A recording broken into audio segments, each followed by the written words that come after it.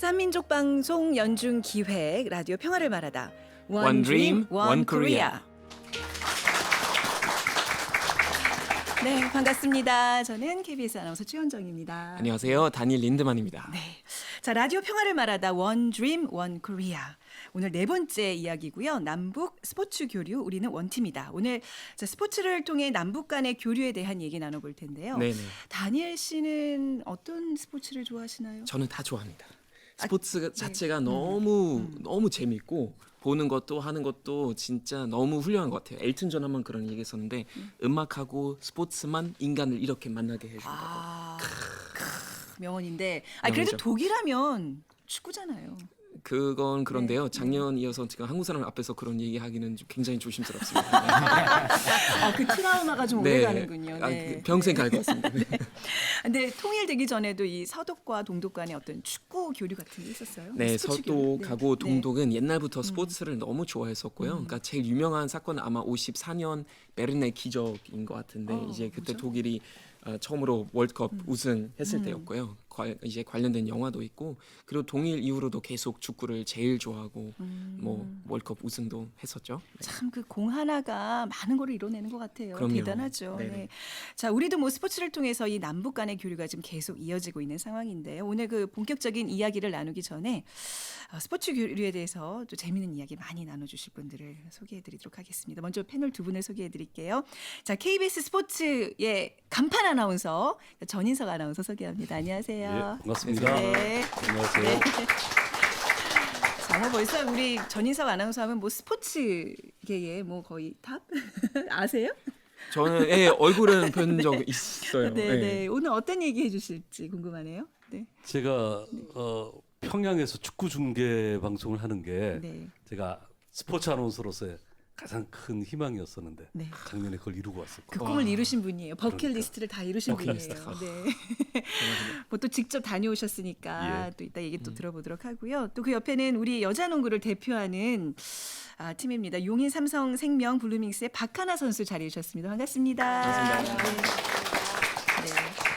우리 박하나 선수가 왜 한민족 방송에 이렇게 나와 계시지 하시는 분들도 계실 텐데 여기 너무 지금 맞춤형 패널입니다. 그렇죠? 네. 소개해 주세요. 네. 제가 그 18년 자카르타 팔렘방 아시안 게임에서 사상 처음으로 이제 남북 단일팀을 이루고 왔는데 그때 얘기를 잠깐 해드리려고 나왔습니다. 아 네. 그렇군요. 포지션이 가드라고 들었는데요. 키는 실지만 어떻게 되시나요? 176이요. 176이요. 이거 그러니까 농구 선수 치고는 조금 작은 편이죠. 네, 조금 작은. 아유, 제가 그래도 보기에는 너무 큰 너무. 작다니요. 네. 자, 우리 두 분간 잠시 후에 또 자세한 얘기 나눠보고요. 자, 남과 북이 함께 하나된 꿈을 그려보는 시간, 라디오 평화를 말하다 원 드림 원 코리아. 자, 이번엔 남북 스포츠 교류 우리는 한 팀이다로 얘기 나눠볼 텐데요. 이 방송은 AM 972kHz 한민족 방송 라디오는 물론이고 KBS 라디오 콩과 마이K 앱 그리고 유튜브를 통해 함께 만나실 수 있고요. 지금도 남과 북 그리고 전 세계 재외 동포분들이 함께 하고 계십니다. 네, 남과 북이 함께 하나 된 꿈을 그려보는 시간, 라디오 평화를 말하다 원 드림 원 코리아인데요. 스포츠 교류를 통해 남과 북을 이어주는 분을 만나봐야죠. 네, 자 남북체육교류협회 김경성 이사장님 오늘 자리해 주셨습니다. 반갑습니다. 네, 반갑습니다. 이사장님. 네. 자, 그리고 옆에는 역사상 최초의 남북 단일팀 선수이자 또 우리 한국 탁구계의 전설로 불리는 그리고 지금 한국 마사회 감독으로 계시는 현정화 감독님 모셨습니다. 네, 반갑습니다. 네. 두 분은 좀 친분이 있으신가요? 뭐 자주는 아니어도 좀 네. 뵀습니다. 자주는 아니지만 네. 예. 전희성 아나운서랑은 지난해 같이 북한 같이 뭐그 지난해 가셨죠. 우리 서울에서도 네. 평양에서도 중계 방송 같이 했죠. 그러니까요. 그렇군요. 예, 예. 그러면 김 이사장님은 좀 어떻게 남북 그 체육 어떤 교류에 좀 같이 동참하게 되셨는지 간단하게 좀 소개 부탁드립니다. 저는 이제 그 남북 교류 스포츠 교류를 하고 있는 사단법인 남북 체육 교류협회 이사장으로서 이 사업을 하고 있고요. 중국 운남성의 쿤밍에 2003년도부터 스포츠 센터를 운영하고 있었어요. 네네. 그 종합 스포츠 센터죠. 그러니까 우리나라로 보면은 이제 태릉 선천 같은 곳인데 그곳에 북한 선수들이 그 전지 훈련을 왔어요. 그래서 그것이 계기가 돼서 북한과 인연이 됐고 오늘날 남북 스포츠 교류를 여러 가지 많은 역할을 하게 됐던 시작이었죠, 그것이. 북한 측에 이렇게 손을 내밀었을 때 이렇게 선뜻 손을 잡아주던가요? 아니면 처음에는 제가 운남성 축구협회 명예주석으로 있었으니까 처음에는 중국 사람인 줄 알았겠죠. 그런데 만나보니까 한국 사람인 거예요. 네네. 그래서 잘못 왔구나 하고 돌아가려고 그러는데 거꾸로 제가 남한 사람들을 다 철수시켰어요. 편하게 훈련하라고. 네. 그리고 나서 일주일 후에 다시 가서 아직도 불편하냐 그랬더니 너무 미안하니까 괜찮다. 그래서 이제 그들과의 친분이 시작됐죠. 네. 옆에 계시는 이제 우리 현정화 마사일 감독님, 혹시 다니엘 씨는 이분의 전설을 알고 계시는지 누군지 아세요? 네, 알기는 알아요. 네. 이제 최초에 이제 남북 그 공동팀에서 활동하신 걸로 알고 있는데요. 그래서 독일도 이제 탁구 이제 좀 유명하잖아요. 그래서 탁구를 좋아하시는 분들은 아마 다 아실 거예요. 그렇죠. 네네. 뭐 이제 선수로서 감독으로서 뭐 이제 그런 것뿐만 아니라 최근에는 또 남북 교류 이 사업에도 굉장히 많은 일을 하고 계시는데 최근에 다녀오셔서 큰 성과를 이루셨죠? 최근에 이제 작년에 이제 문재인 대통령하고 같이 북한을 갔다 왔는데요. 저는 사실 남북 체육 교류를 그때 남북 단일팀 이후에서부터 더 활발하게 활동이 시작이 됐으면 어땠을까라는 그런 생각이 들 정도로 그 대회가 정말 뜻깊은 대회가 됐었고요. 또한 지금이라도 이제 활발하게 이루어지고 있다는 것만으로도 정말 다행스럽다라고 그렇게 생각을 하고 있습니다. 예.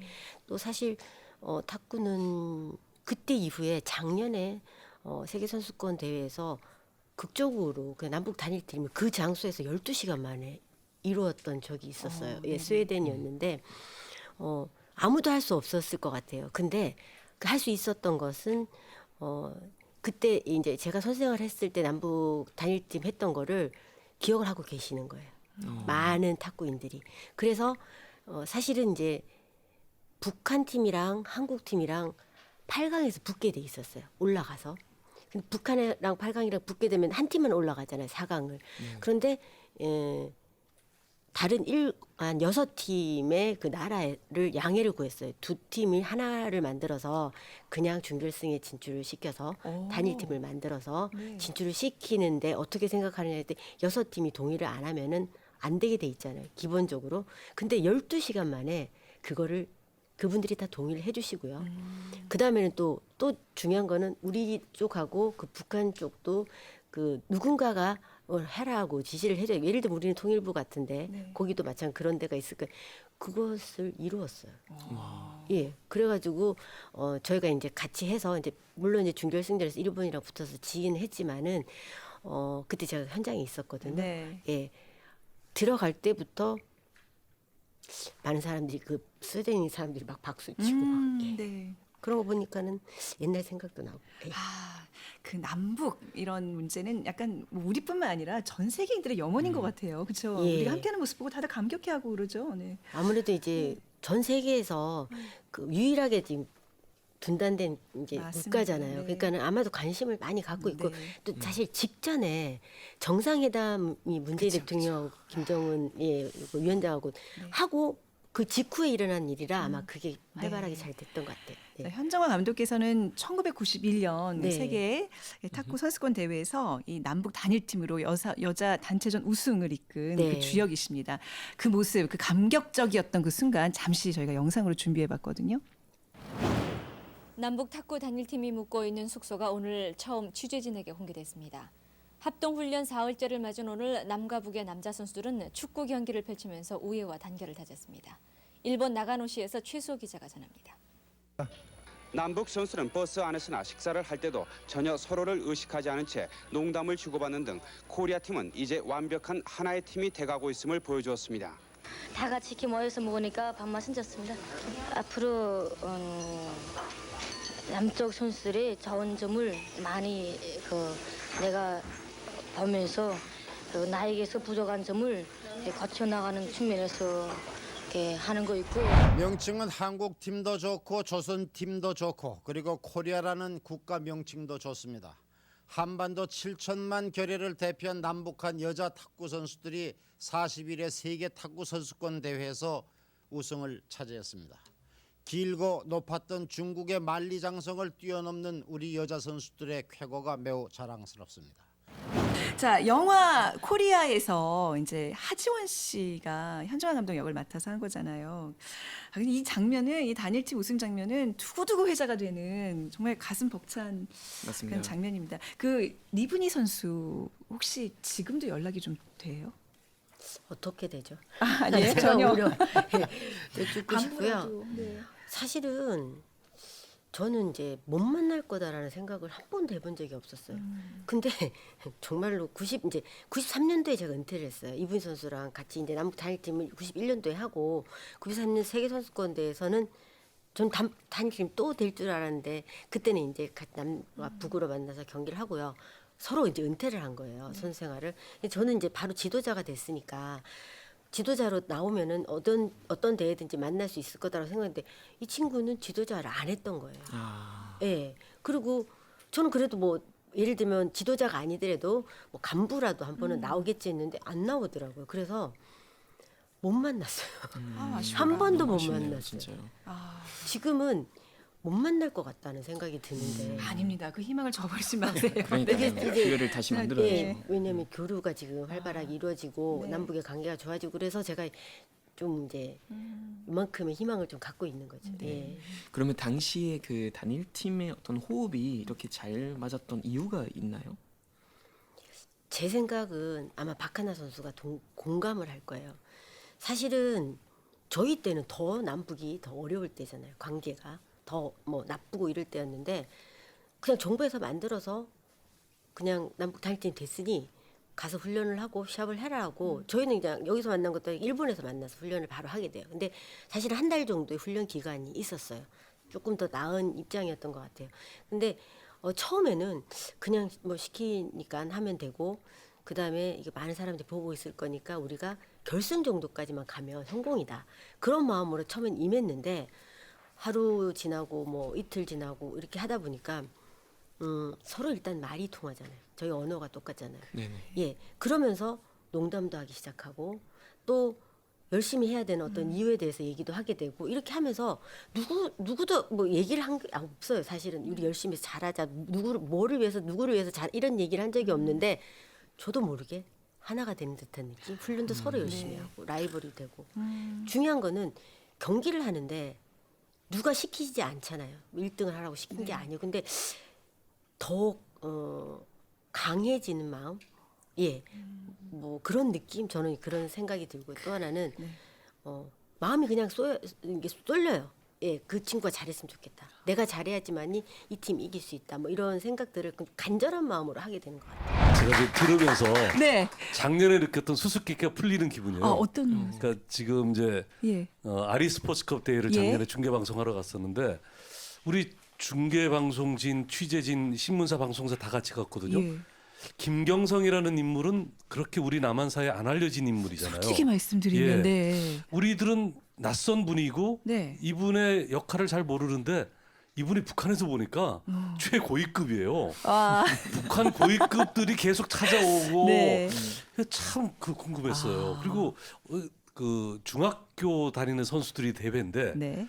한 개인이 이 대회를 유치한다는 것 자체도 참 수수께끼였었는데 예. 네네. 말씀 듣고 보니까 아까 그동안 잘 모르셨다가 오늘 강연을 통해서 다 그러니까. 아시게 된 거예요. 예. 네. 그래서 그러니까 큰일 하셨습니다. 다시 참 한번. 대단하다고 저는 느꼈던 게 다니엘 씨가 막 전쟁 일촉즉발의 그 위기 상황에서 알게 모르게 음지에서 또 양지에서 계속 남북 그 교류를 시행해 오신 분이에요. 그게 맞습니다. 쉬운 일이 아닌데 저희는 항상 정말 큰일 났다 했던 모든 순간에 북한과 손을 잡고 일을 해오셨어요. 대단하시네요, 진짜. 그러니까 스포츠는 그만큼 어떤 평화 수단인 것 같고 그거 너무 잘 활용하신 분인 것 같습니다. 네. 그렇죠.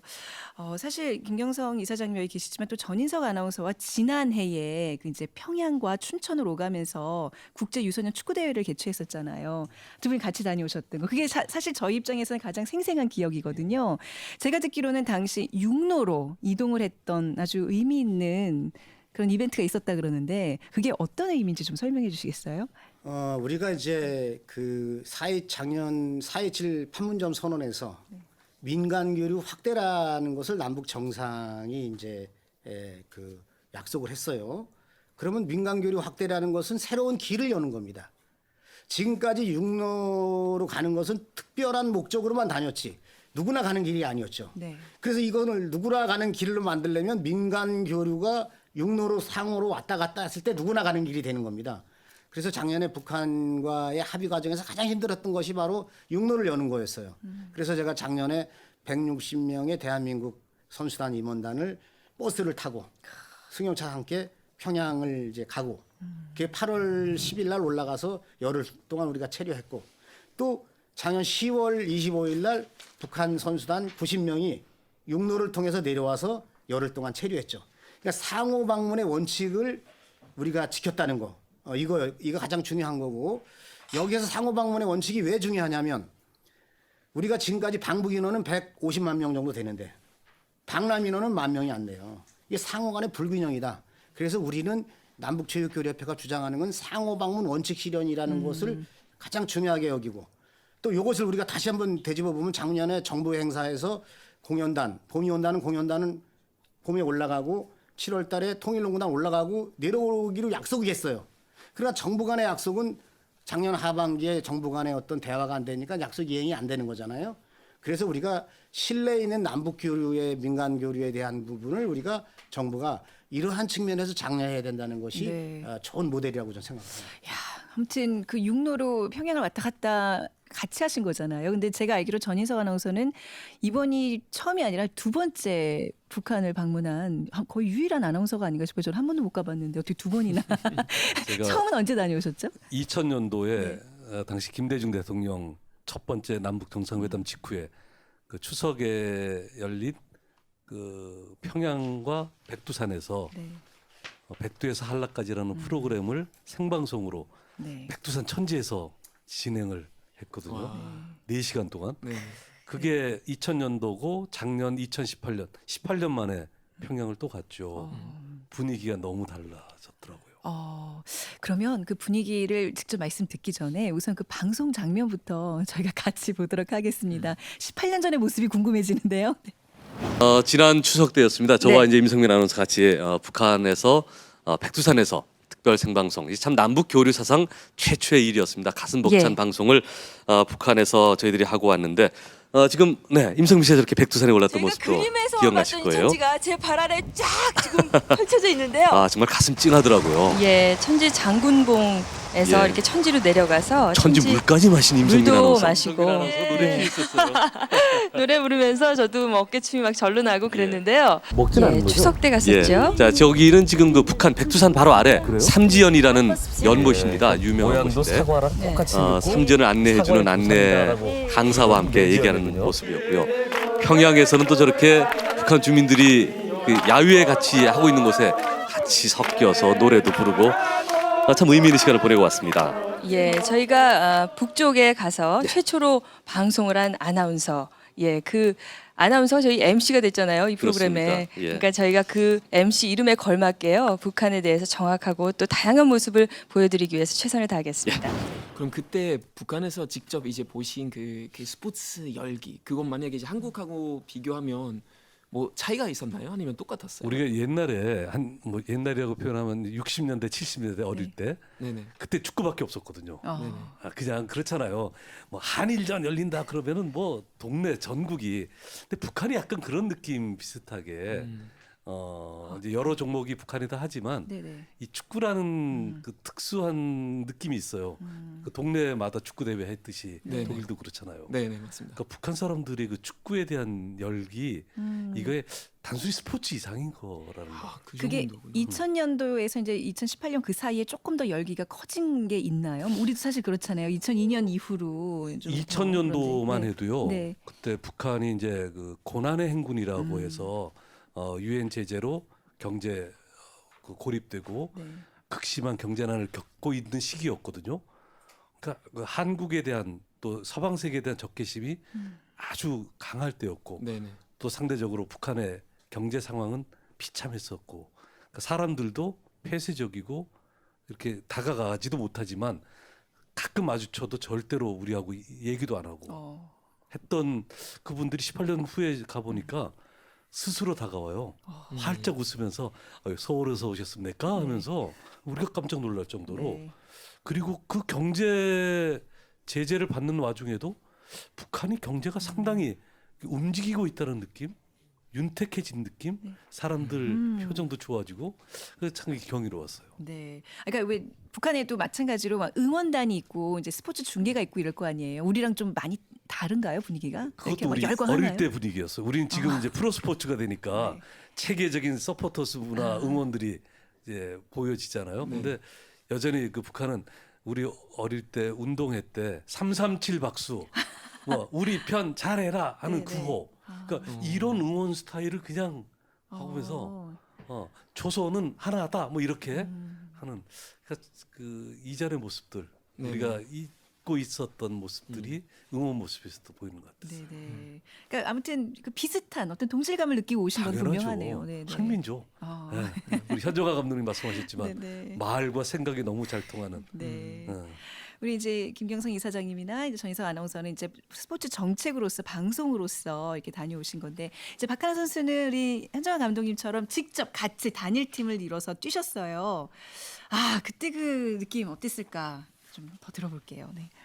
사실 처음에 이제 북측 선수들이랑 같이 이렇게 단일 팀을 해서 경기를 한다는 것 자체가 사실 되게 어려울 거다라고 생각을 했었고 그리고 평양을 다녀와서 준비할 수 있는 기간이 2주도 안 됐어서 좀 잘 될까 했었는데 경기 도중에는 뭐 어떤 생각이 들거나 이렇기보다는 최대한 잘 맞춰서 좋은 성적을 내야 되고 그리고 좀 뭔가 이렇게 플레이가 잘 맞았을 때 뭔가 말로 표현할 수 없는 그런 감정들이 좀 많이 들었던 것 같아요.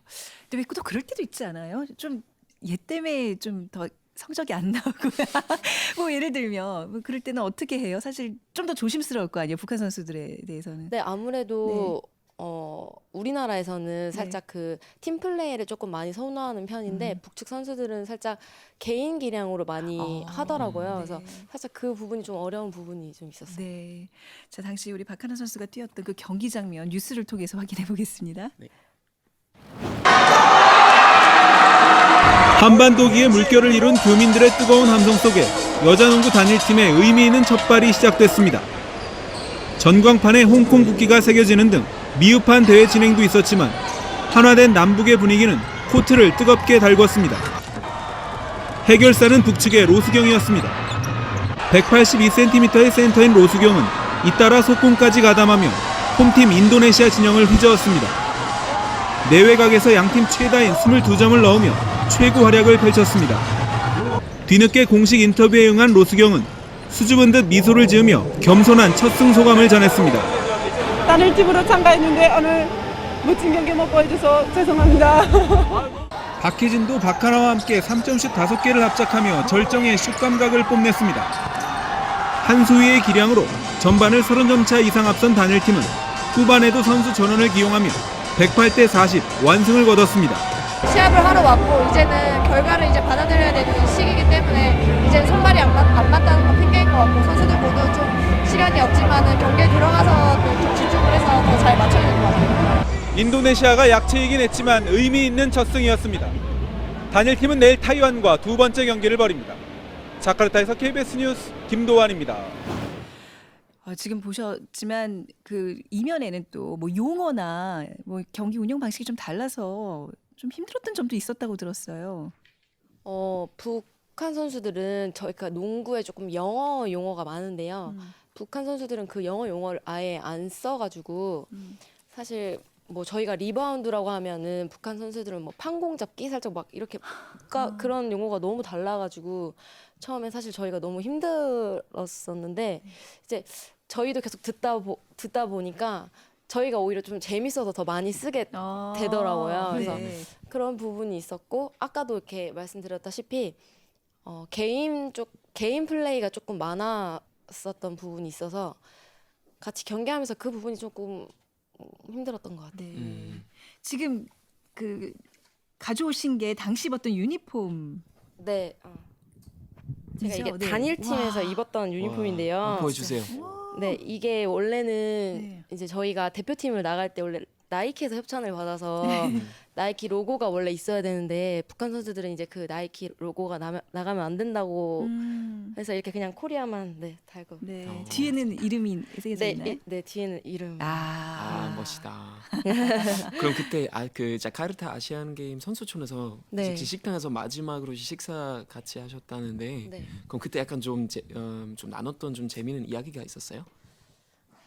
뭐 특별히 나눈 얘기는 없고요. 그냥 평상시 식사하듯이 그냥 하면서 좀 평상시 하던 얘기를 많이 했고, 그리고 가장 많이 했던 얘기는 꼭 다시 만나자는 말을 많이 했던 것 같아요. 네네.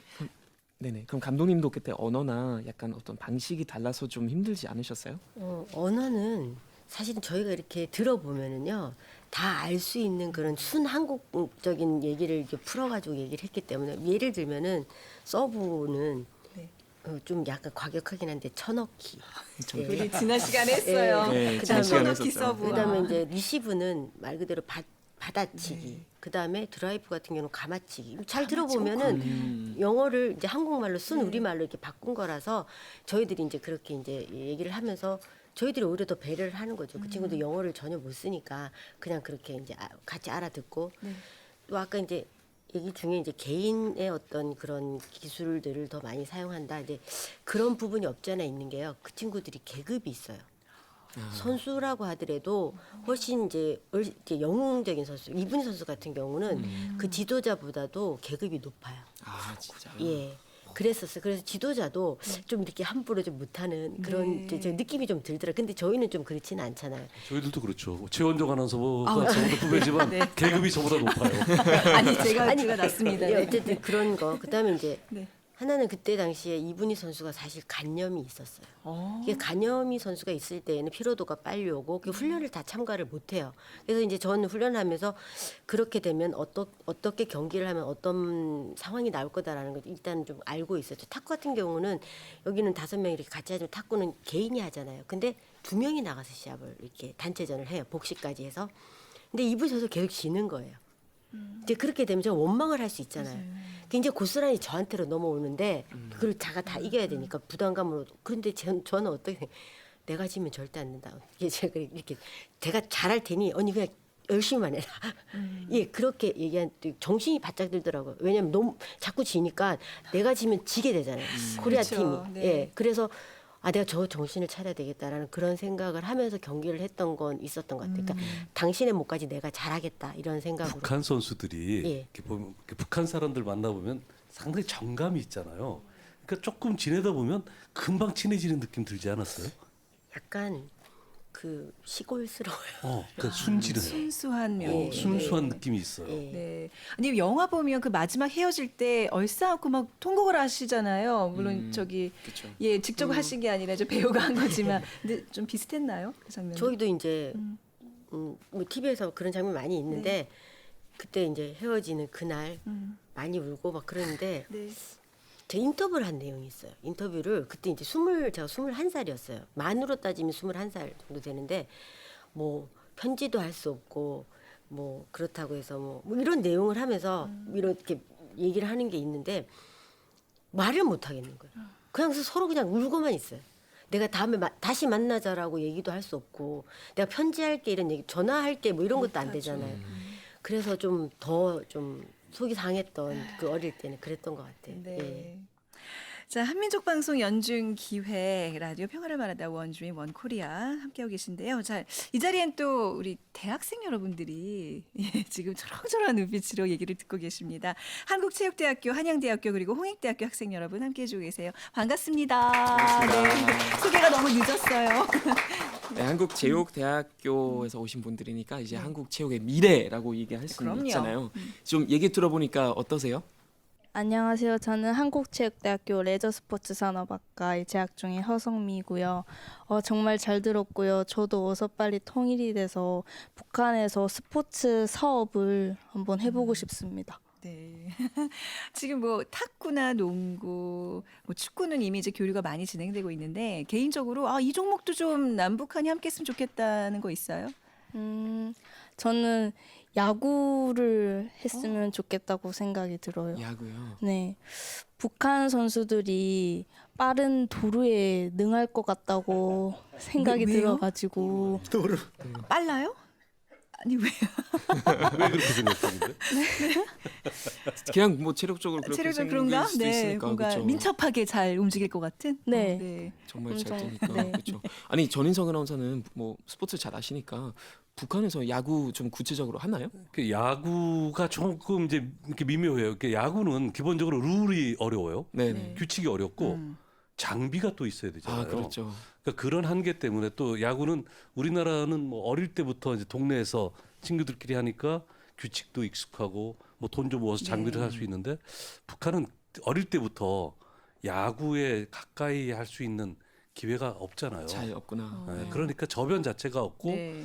그걸 규칙을 또 그걸 얼마나 어렵습니까? 모르는 사람이 하면 네네. 이 스트라이크와 볼 이거 그것도 애매하고 네네. 또 그러다 이제 보니까 미제국주의에서 시작된 운동이라는 그런 그것도 거부감도 있죠. 있을 네. 거예요. 네네. 근데 공 하나만 있을 때 내가 보기엔 북한 사람들은 공하고 배트가 있으면 그걸로 배트로 공을 치는 게 아니라 배트 세워놓고 공으로 배트 맞추는 놀이 할 것 같아요. 그러니까 야구는 좀 네. 정서적으로 정서적으로. 북한 약간 축구가 좀 더 물론 북한에 야구 팀이 있었던 기록은 있더라고요. 네네. 네. 있었고 뭐 우리나라와 야구 경기를 했던 기록도 있긴 하지만 네네. 큰 의미는 없는 것 같아서 야구를 북한에 이건 좀 쉽지 않을 것 같아요. 다른 종목으로 좀 관심을 바꿔보시라는. 자, 여기 또 한양대 학생들 함께하고 계시는데요. 어떤 분께서 좀 말씀해 주실까요? 네. 남북 스포츠 교류에서 가장 중요한 거는 뭐라고 생각하세요? 제가 중요하다고 생각하는 건 믿음인 것 같습니다. 믿음. 왜냐하면 계속 서로 믿어줘야 이제 어떤 상황에서도 이제 교류가 이루어질 거라고 저는 생각합니다. 아, 굉장히 중요한 단어가 나온 것 같아요. 그 믿음. 김경성 이사장님 같은 경우에는 그 믿음, 신뢰를 북한으로부터 아주 엄청나게 받고 계셔서 이제 사업을 가능하게 하시는 분이시잖아요. 믿음. 그 믿음과 신뢰를 쌓기 위해서 어떤 노력을 기울이셨는지 그게 또 얼마나 중요한지 좀 설명해 주신다면. 지금 이제 우리가 남북의 환경은 약속을 해서 지킬 수 있는 게 안 되잖아요. 국제적인 그 환경이 계속 바뀔 때마다 우리가 할 수 있는 게 별로 없어요. 그런데 스포츠는 사실은 예외적으로 우리가 적용할 수가 있는 거거든요. 분명하게 올림픽 정신과 유엔 정신은 그 뭐 유엔 제재 그 안에 들어가 있는 것도 아니고 또 전쟁 기간 중에도 하도록 돼 있는 거란 말이에요. 이 예외적으로 돼 있는 거를 우리가 얼마든지 할 수 있는데 이러한 부분을 남북 환경에 우리가 너무 잡아놨던 거죠. 그런데 그런 부분을 저는 벗어나서 북한과의 약속한 부분에 대한 건 우리가 얼마든지 벗어날 수 있는 것이다라는 것을 우리가 이제 이 보여주는 게 가장 중요하다고 보는 거거든요. 그래서 북한과 합의한 것을 자꾸 우리가 어디에서 문제가 생기냐면 사실은 밑도 끝도 없이 북한이 약속을 안 지켜 이렇게 말을 해요. 근데 사실은 그 근거를 아무 데서도 찾을 수가 없어요. 네네. 난 내가 걸어왔던 길에서 북한이 약속을 안 지킨 게 전혀 없어요. 단지 우리 정부가 승인을 안 해줘서 못 해주는 바람에 제 3국에서 그냥 하다가 그 이명박 박근혜 때 제가 벌금형을 3번 받아요. 그거 하지 말라는다고 했다고. 어떤 때는 상을 주고 어떤 때는 벌을 줘요. 그게 남북 정치적 환경이거든요. 그런데 우리가 스포츠 교류만큼은 우리가 그런 신뢰를 지킬 수 있다. 그래서 우리가 스포츠로 믿음을 쌓아놓으면 다른 분야까지 확대할 수 있다라고 그래서 스포츠 교류가 굉장히 믿음이 중요한 거죠. 그러니까. 네. 그러니까 이제 남북 정세가 어찌 됐던 간에 좀 뚝심 있게 밀고 나가는 나와의 믿음, 나와의 신뢰도 굉장히 중요하다는 말씀이에요. 북한 파트너와의 왜 나 혼자 할 수는 없잖아요. 그죠, 네. 북한이 나와줘야 하는 거니까. 북한 파트너도 나를 믿어주고 나도 북한 파트너를 믿어줬을 때 이것이 가능한 것이죠. 그렇죠. 네. 자, 남북 스포츠 교류에 대한 얘기 나눠보고 있는데요. 자, 이쯤에서 좀 분위기 전환 겸 또 우리 학생분들 계시니까 재미있는 OX 퀴즈를 진행해 볼까 합니다. 자, 이름하여 남북 스포츠 역사 전환 OX입니다. 우!